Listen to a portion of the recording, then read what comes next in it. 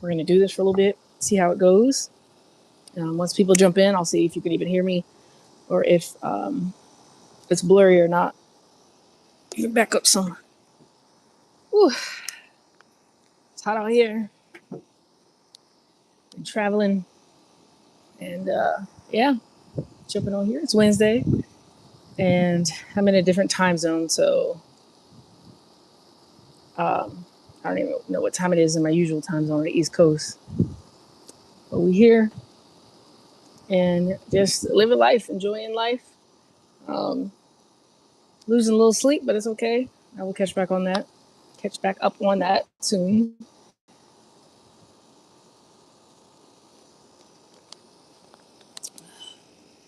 But yeah, we're just gonna hang out, so talk for a little bit. If anybody jumps in, I know if my service isn't that good, it's not gonna really show it to a lot of people. So I'll do this for a little bit until I figure out what it's looking like, what it's sounding like. Hopefully we good. Other than that, yeah, life has been good. It's just been busy and traveling a lot, and so that changes up the regular, routine. And I talk about habits a lot, and that's our behaviors, our routines that we habitually do, right? And so when you travel, though, it disrupts your normal routine. And I've always, I don't want to say struggled, but I've, over the years of traveling and living in RVs, vans, all of that, found it difficult to stick to certain habits and routines because being on the go every day is different. A lot of the times, your resources you have around you, accessibility to things changes. And so that changes what you can do and what's available, like different foods. Like if I have my meal plan and my routine and things like that with what I eat, if I go somewhere that doesn't have those things or it's more expensive in those areas, then that changes my meal plan. It changes what I have. So that's going to look different. And then that changes up my whole routine because maybe you have to cook more or less or whatever it is. And so adapting to change when you're traveling has been something that's been like a constant thing for me. And I struggled with that. Here's the word. I don't really like the word struggle. I don't know the best word just yet. But I found it difficult, okay, especially in the van, doing van life, because I'm limited on the space, what I can carry with me. And then, like, as far as refrigeration and ways to cook foods and things like that, it really just made it more difficult for me. And I found in doing that, and this is what a big thing that I learned from van and RV life, what I like, what I want, and what I don't want, what I don't really need. So instead of minimalism, because a lot of people, it's like minimalism, this and that. No, it's more simplicity. I'm more about simplicity. I didn't say anything about minimalism. Okay, simplicity is just knowing the least amount of things that I need, or like what areas I prioritize more. So me would be in the kitchen, food. So in my van, I didn't really have much of a kitchen, but in an RV, I definitely focus on the kitchen aspect of things because that was important to me. I didn't, need a big bedroom, just go in there to sleep. So I prefer the kitchen to be bigger. Sorry if the wind is going. If y'all can let me know in the comments if you could hear me or not, or if this is blurry or not, because my signal isn't the best. I'm traveling and I don't have a Wi-Fi right now. So we're going to go with this and see how it goes. But yeah, so traveling, it was difficult to stick to certain routines. I'm a person who needs a routine. I thrive more so on a routine than just off of spontaneity. And I have to remind myself and be more intentional about spontaneity during certain times and seasons in life because I'm so routined on things. And it helps me. It's beneficial, like the meditating in the morning and things like that, because it sets my mind and my body up. Awesome. Thank you so much. I'm in your neck of the woods right now. But it sets me up to have a better day because if I don't do that, then I go through the day holding on to more emotions and thoughts that I could have let go earlier in the day. So I found that meditation helps. So I am intentional about that. And so that's just one thing that I know that if I can fit it in even for a little bit, then to do that because that's beneficial for me and for everybody around me, right? And so, I know those things and I've learned them over the years, like what makes more sense. So instead of having a whole morning, this like all these 25 things that you have to do every day. limiting it, like just simplifying it to the main things that actually bring you the most reward, the most impact in your life. And so for me, like I said, it's meditation, but it's also the foods that I eat and staying hydrated, which I've been slacking on. I'm in my last 30 days of this 90-day challenge, which this travel has impacted that a little bit. Before I even left, I was, knew what snacks and things to eat when I got to gas stations and things like that. But it's still, you're limited again on accessibility to those things. And then my time frame, if I'm driving, I can't cook, so it changes things. Yeah, ADHD. I mean, look, and then you work around how you're built. That's where you find out what works for you. Everybody's not the same. And so, yeah, it's like, okay, maybe, like I said, the 10-step routine is not the best thing. I'm not going to stick with it. I know that. So I'm not going to set myself up for failure with that and beat myself up. I just know that throughout the day, if I can fit in the meditation, if I can fit in, this or that, then I'll figure it out. Yeah. I've been here for a little bit. It's been nice, warm for sure, but I don't mind. I was just talking with my brother about it, and I'm like, yeah, like I'd prefer this over the cold, honestly. I get it, because cold, you can add more layers, the whole argument with that. Well, for me, I don't care about that.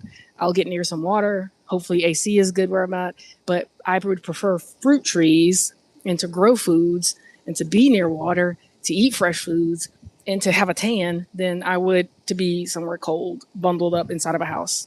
That's just me. It's not for everybody, but that's me. Hey, what's up? What's up? Lady Delta Moon. Thank you for joining me. Appreciate that. We're just out here hanging out, talking about basically like travel, well, simplicity from living a small life. Like I talked about me living in a van, an RV. I wasn't doing it for minimalism. I did it honestly. Okay, now we'll go back. I talked about this before in other videos, but I'll just do it real quick. Hell yeah, did you redo? Did you redo or die? Did you redo or die? So when I first went into like RV life, van life, it was like prepping for like, because Big Brother, the people, that type of a thing, conspiracy theories, all that prepping. Okay, I would go in the woods and do stuff like that. Solo traveler. I'm like, if I have everything with me, I don't need anything. I don't have to stay at a hotel. I don't have to stay anywhere. I could just take everything that I have with me. What are my necessities? Simplicity. That was my thing. And then I just went and traveled, because also I was like, what's the point in getting a job, a corporate job or this or whatever, working all my life for this American dream, which it never fit me. Someone who looks like me, who thinks like me, I just didn't see where I fit in any of that. So I started to live a different life. I just did it. Like I just went for it. Solo female traveler by myself. Of course, everybody's worried. And of course, use your instincts and stuff. But I just did it because I'm like, if I'm going to live this life and if I'm going to go at some point, I'm going to live this life, right? Go along for the ride. All right. Hey, thank you. I just got this. I'm not necessarily the country that I prefer to support. Not to say that I wouldn't. Obviously, I'm wearing it.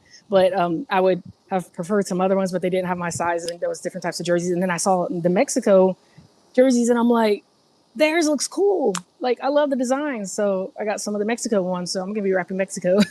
But we're going to see how this World Cup goes. If y'all watch the World Cup, if you are, let me know who you think's going to win.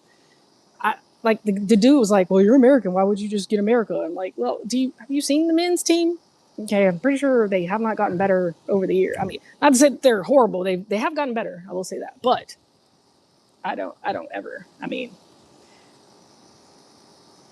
I'm gonna support a different team. I'm just gonna say that. Not to say that the country itself has anything to do with it, but as far as the sport and the players, we're talking about that.